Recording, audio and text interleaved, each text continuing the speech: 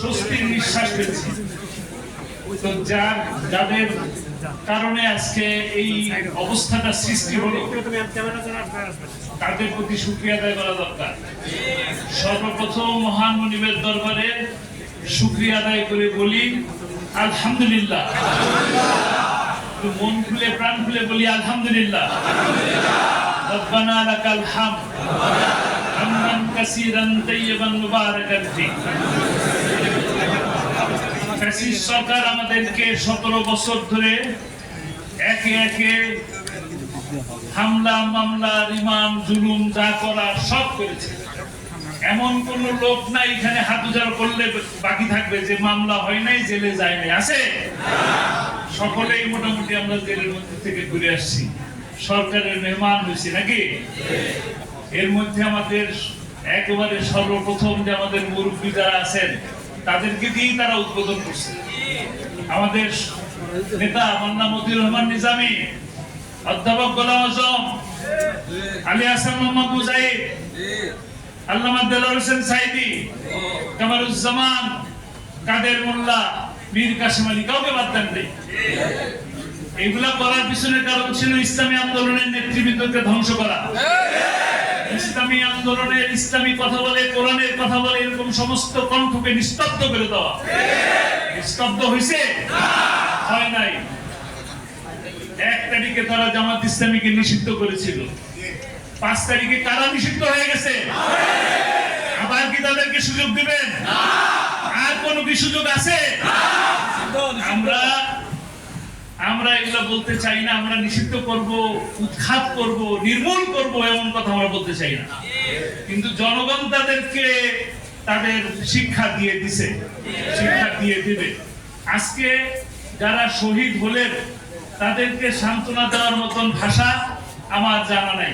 তাদেরকে কোনোভাবে সান্ত্বনা দেওয়া যায়, তাদের পরিবারকে সান্ত্বনা দেওয়া যায় এমন ভাষা আমার জানা নাই। কিন্তু আমি শুধু শহীদ পরিবারের সদস্যদেরকে আমার নিজের জীবনের থেকে যে আমি সান্ত্বনা নিতাম, সেই সান্ত্বনার অংশ থেকে আমি আপনাদেরকে একটা অংশ বলবো।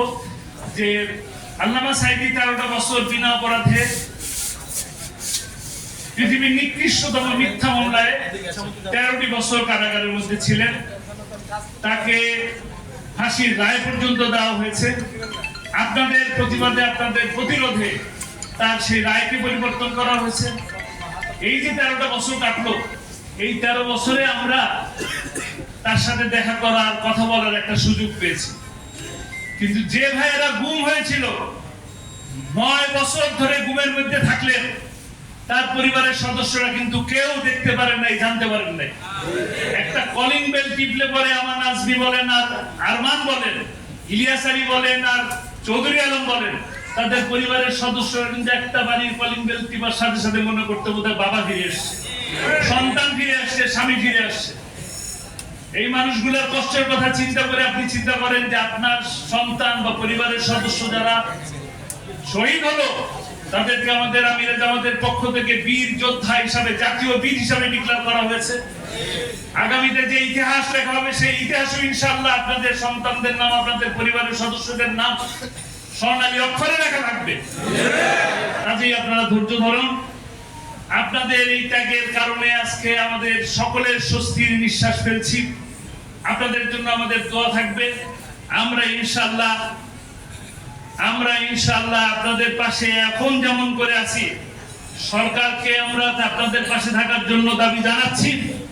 সরকার আপনাদের পাশে থাকুক বা না থাকুক, বিপদে আপদে সর্বসময় শহীদি কাফেলা বাংলাদেশ জামাত ইসলামী আপনাদের পাশে ছিল, থাকবে ইনশাআল্লাহ।